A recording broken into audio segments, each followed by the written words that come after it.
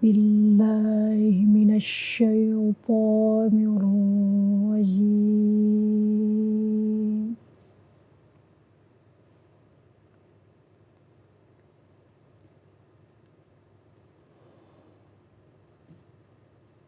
Bismillahirrahmanirrahim.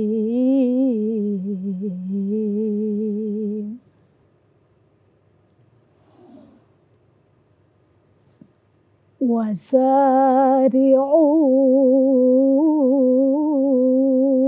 ila maghfiratin min rabbikum wa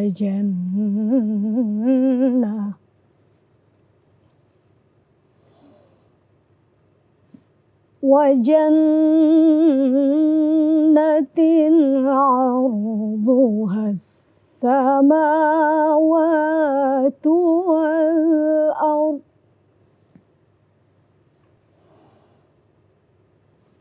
wa jannatin 'arduhas samawati wal ardu u'iddat lil muttaqin.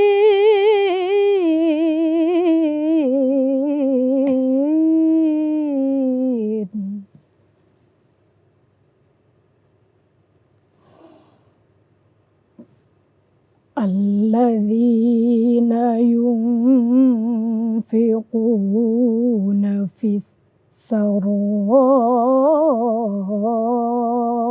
wad dharra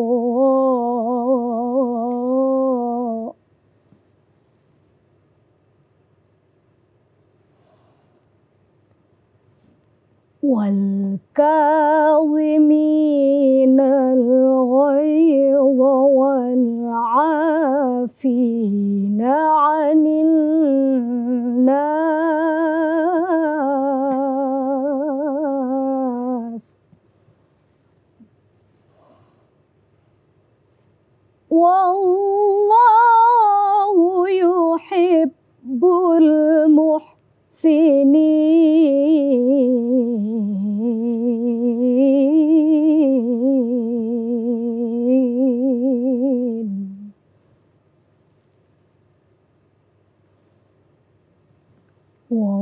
Wallahu yuhibbul muhsinin.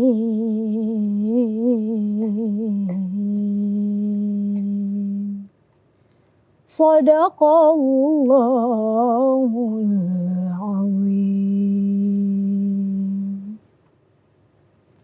Aku berlindung kepada Allah dari godaan setan yang terkutuk. Dengan menyebut nama Allah yang Maha Pengasih lagi Maha Penyayang. Dan bersegeralah kamu mencari ampunan dari Tuhanmu dan mendapatkan surga yang luasnya seluas langit dan bumi yang disediakan bagi orang-orang yang bertakwa, yaitu orang yang berinfak baik di waktu lapang maupun sempit, dan orang-orang yang menahan amarahnya dan memaafkan kesalahan orang lain. Dan Allah mencintai orang yang berbuat kebaikan. Maha benar Allah dengan segala firman-Nya.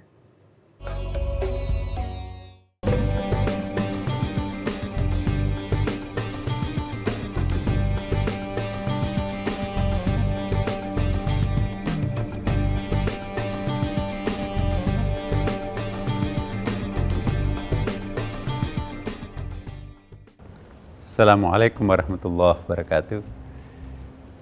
Para pemirsa, kembali kita berjumpa lagi dalam kesempatan yang sangat indah ini ya. Tentu tiada lain harapan kita semuanya kecuali untuk memohon ridha Allah. Kali ini kita akan membahas kekuatan memaafkan. Masya Allah. Para pemirsa, yang berat itu apa meminta maaf atau memberi maaf? Ayo, saya kira dua-duanya. Berat sekali minta maaf. Saya ingin tanya kepada ibu, pernah nggak suaminya minta maaf terhadap ibu? Setiap hari kah minta maaf? Enggak tuh Pak Ustaz. Saya tanya bapaknya juga, Pak, ya pernah nggak istrinya minta maaf kepada? Oh jarang. Nah, jadi padahal setiap hari itu suami melakukan kesalahan terhadap istri. Setiap hari pun juga istri melakukan kesalahan terhadap suami. Setiap hari juga seorang anak itu melakukan kesalahan terhadap kedua orang tuanya. Dan mungkin juga sebaliknya, kedua orang tuanya juga pernah menelantarkan anak-anaknya. Tapi kok kenapa kita sulit sekali meminta maaf? Sesulit itu juga adalah memberi maaf. Kenapa nggak minta maaf? Aku minta maaf tapi nggak diterima maafnya, ditolak. Nah kalau begitu, para pemirsa, kalau kita sudah minta maaf tapi maaf kita ditolak, itu bukan urusan kita lagi. Dia berurusan dengan Allah SWT. Lepas tanggung jawab kita sebagai pendosa. Aku sudah minta maaf, ruku-ruku bahkan mencium tangannya, mencium kakinya, malah kepala saya ditendang Pak Ustadz. Oh itu berurusan dengan Tuhan. Tugas kita, perintah Allah itu minta maaf. Mau dimaafkan oleh yang bersangkutan, terserah yang bersangkutan, tapi tidak boleh yang bersangkutan itu mendeklarasikan mendemonstrasikan penolakan maafnya. Barang siapa yang malas memaafkan saudaranya, Allah pun juga malas memaafkan dosa-dosanya. Bagaimana kita akan dimaafkan kalau tidak pernah minta maaf? Jadi ringankan tangannya untuk memohon maaf kepada orang-orang yang pernah ditempati bersalah. Tapi tentu yang wajar. Kita pinjam uang 1 miliar kepada sahabat kita. Maaf saudara, aku nggak bisa bayar. Kenapa? Hilang 1 miliar. Ya, makanya saya datang minta maaf. Ya Allah, aku sudah minta maaf. Aku nggak mau bayar lagi. Bukan begitu. Itu nipu Tuhan. Jadi pentingnya kita meminta maaf ini pertama kepada siapa? Orang yang pernah berjasa terhadap kita, kalau itu kita langgar petuah-petuahnya, besar dosanya. Contohnya orang tua kita. Dia yang pernah melahirkan kita. Dia mengandung kita. Nah, kalau kita melakukan kesalahan lantas tidak meminta maaf terhadapnya, nauzubillah min dzalik. Pada kesempatan ini, saya hanya menghimbau Bapak Ibu dan siapapun yang menyaksikan acara ini, jangan coba-coba durhaka terhadap orang yang paling berjasa dalam hidupnya, misalnya orang tua. Sebesar apapun kesalahan kita kepada orang tua, cium, kalau perlu mencium kaki orang tua. Apakah orang tua kita itu akan menolak permohonan maaf kalau kita datang nangis-nangis, sujud di pangkuannya, mencium kakinya? Nah, kamu memang berdosa, tapi dengan kehadiranmu sekarang ini, aku ngerti kamu. Saya maafkan. Engkau adalah darah dagingku sendiri. Masa aku tidak maafkan? Iya Bu, terima kasih engkau memaafkan aku. Ya udah, jangan ulangi lagi. Nah, iya Bu, saya berjanji. Enak kan? Para pemirsa, itu untuk level manusia. Bagaimana dengan level Allah Subhanahu wa Ta'ala? Ya, sama. Sekecil apapun dosa yang kita lakukan, istighfarlah, taubatlah kepada Allah. Innallaha yuhibbut tawwabin wa yuhibbul mutatahhirin. Sesungguhnya Allah itu Maha mencintai orang-orang yang bertaubat, ya, dan mensucikan dirinya sendiri. Jadi wala takhafu wala tahzanu, jangan khawatir dan jangan ragu. Asal kita datang menghadap kepada Allah minta maaf, sebesar apapun dosa yang kita pernah lakukan, pengampunannya Allah jauh lebih besar. Jika orang tua memaafkan kita, apatah lagi Allah. Ya. Karena Bagaimana cintanya seorang orang tua terhadap anaknya, jauh lebih cinta Allah terhadap hambanya. Kalau orang tua kita itu luluh hatinya kalau kita sujud di kakinya karena melakukan kedurhakaan terhadapnya, apalagi Allah. Dia memang menciptakan kita dengan cinta. Kok aku tahu kamu memang bukan malaikat, wahai hambaku. Air mata kerinduanmu terhadapku, itulah nanti engkau melicingkan engkau masuk ke dalam surgaku. Jadi ungkapkan ketulusannya meminta maaf kepada Allah kalau melakukan kesalahan dengan cara menumpahkan dengan air mata tobatnya. Sebab air mata tobat itu salah satu jenis air mata yang tidak akan pernah mencium bau surga. Ada 3 air mata yang tidak bisa dijilat oleh api neraka. Pertama adalah air mata kerinduan terhadap Tuhan. Enggak ada ujung pangkalnya, tiba-tiba nangis. Kenapa nangis? Enggak tahu, aku kangen terhadap Allah walaupun enggak pernah lihat. Allah itu maha baik. Rindu terhadap Tuhannya sampai nangis. Air mata itu mahal sekali. Mustahil masuk ke dalam neraka. Air mata yang kedua adalah air mata taubat. Menyesal sejadi-jadinya kenapa aku melakukan perselingkuhan, ya Allah. Aku tidak takut di penjara, tapi aku takut terhadapmu. Kok tega-teganya aku melakukan pengkhianatan terhadapmu, sementara engkau telah memberikan semuanya kepadaku. Ini hamba-Mu yang tidak tahu diri, tidak tahu malu. Semua kebutuhannya engkau penuhi, tapi semua larangan-Mu dilakukan olehnya. Ampuni hamba-Mu. Iya, aku ampuni. Allah sudah membuka kedua tangannya memaafkan hambanya. Apalagi bulan suci Ramadan ini, Bapak Ibu sekalian. Bulan suci Ramadan, dosa apalagi yang tidak bisa dimaafkan oleh Allah. Maka itu gunakanlah bulan suci Ramadan ini untuk meratapi dosa masa lampau. Malam-malam kita bangun sholat tahajud, nangis. Ungkapkan dengan tangisan. Air mata tobat itu nanti akan memadamkan api neraka. Air mata ketiga yang ini juga tidak bisa disiksa oleh neraka, ialah air mata penyesalan terhadap kebatilan di sekitar rumahnya, tapi tidak sanggup untuk menolaknya. Dia protes dalam bentuk linangan air mata protes. Itu juga mustahil masuk ke dalam neraka. Jangan melakukan kebalikannya. Bulan suci Ramadan mestinya dipakai untuk menangis, minta taubat, minta ampun kepada Allah. Malah digunakan lawakan banyolan-banyolan. Banyolan tengah malam itu menodai bulan suci Ramadan. Sekali lagi, program-program banyolan bulan suci Ramadan, lawakan-lawakan itu menodai bulan suci Ramadan. Seharusnya orang diajak nangis meratapi dosa masa lampaunya, ini diajak mabuk-mabukan kok di tengah malam.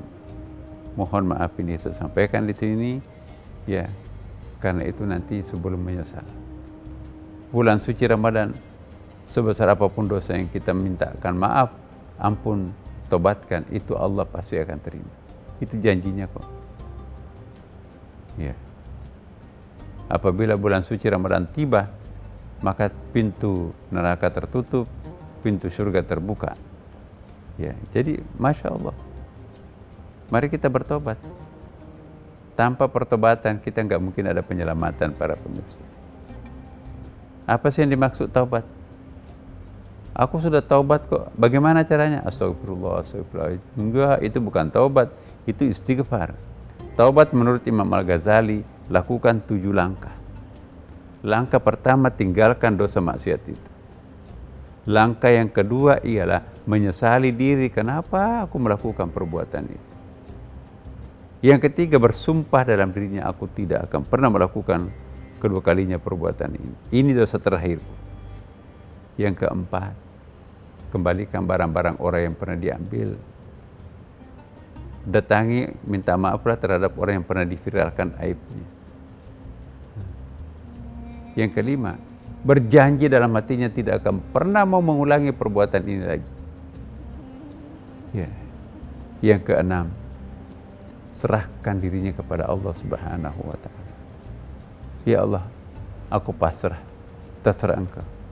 Tentu yang ketujuhnya, ucapkan terus Astaghfirullahaladzim, Astaghfirullahaladzim, La ilaha illallah, Muhammadur Rasulullah. Ulangi terus. 2 kalimat sakral inilah nanti yang akan menghapuskan seluruh dosa-dosa besar yang berkarat dalam diri kita. Astagfirullahaladzim dan 2 kalimat syahadat, la ilaha illallah Muhammad Rasulullah. Kemudian ingat pesan Al-Ghazali tadi, 6 atau 7 langkah pertobatan tadi itu yang harus kita lakukan. Ya, saya ulangi sekali lagi Bapak Ibu, meninggalkan tempat dosa maksiat, ya, kemudian bertekad untuk tidak mengulangi lagi perbuatan ini. Yang ketiga, berjanji dan bahkan bersumpah, ya ini dosa terakhir saya tentang ini. Yang keempat, kembalikan barang-barangnya orang yang pernah Anda ambil. Bagaimana kalau korupsi, pajak 100.000 orang di situ boleh dikembalikan, nggak cukup umur. Yang kelima adalah datangi orang yang pernah Anda bicarakan aibnya untuk minta maaf. Yang keenam, ya berjanji, ya tekad tidak akan pernah kembali lagi melakukan ini. Yang ketujuh, istighfar, astagfirullah wa atubu ilaih. Baru bersyahadat ulang, asyhadu an la ilaha illallah wa asyhadu anna muhammadar rasulullah. Apakah kita berdosa terhadap binatang? Kucing yang tidak pernah kita beri makan itu berdosa juga. Ada hadisnya kan? Ada seorang ibu-ibu dimakan lauknya oleh kucing, lalu dikurung kucing itu sampai mati gak diberi makan. Apa kata Rasulullah? Ibu itu penghuni neraka. Sebaliknya juga ada seorang laki-laki penjahat, saking jahatnya diekstradisi keluar kampung, gak boleh masuk ke perkampungan kan. Ada seekor anjing muter ya untuk minum kehausan dia di telaga, di padang pasir itu, tapi lidahnya nggak sanggup menggapai dasar telaga itu. Penjahat itu membuka kedua sepatunya, penuhi air, kasih anjing itu, dia menikmati air yang dalam sepatunya penjahat itu. Kata Rasulullah, penjahat itu penghuni surga. Jadi gampang sekali masuk surga, tapi segampang itu juga orang masuk neraka, gampang. Ya, jadi para pemirsa, mari kita mengontrol diri kita sendiri. Setiap kali kita melakukan dosa, baik dosa sesama manusia maupun dosa kepada Allah, jangan pernah bermalam di badan kita, tobatkan. Kalau orang tidak mau tidur matanya sebelum minta maaf kepada Allah, itu orang yang dikasih hidayah oleh Allah. Ya Allah, bagaimana aku tidur sebelum Engkau yakinkan aku hamba-Mu ini untuk mengampuni dosamu. Kenapa? Aku tadi tidak sengaja mengintip auratnya orang. Dia buka jilbabnya. Aku gak bisa tidur karena aku melihat rambutnya. Baru rambut sehari dilihat, merasa berdosa besar. Ada orang yang malah melihat segalanya, tapi dia gak merasa berdosa. Nah, ini yang harus hati-hati kita Bapak Ibu sekalian. Jangan pernah membuat dosa maksiat itu bermalam tanpa ditobati. Bertobatlah ya sebelum tidur. Keringkan dirinya dari dosa. Tanpa dosa kita tidur. Baca istighfar 100 kali, insya Allah Allah akan mengampuni seluruh dosa-dosa kita. Bangun tidur, ya Allah, bimbing aku supaya aku tidak berdosa hari ini. Enak situ kan. Seolah-olah kita dikontrol oleh Allah. Hai iblis, jangan ganggu hambaku yang satu ini.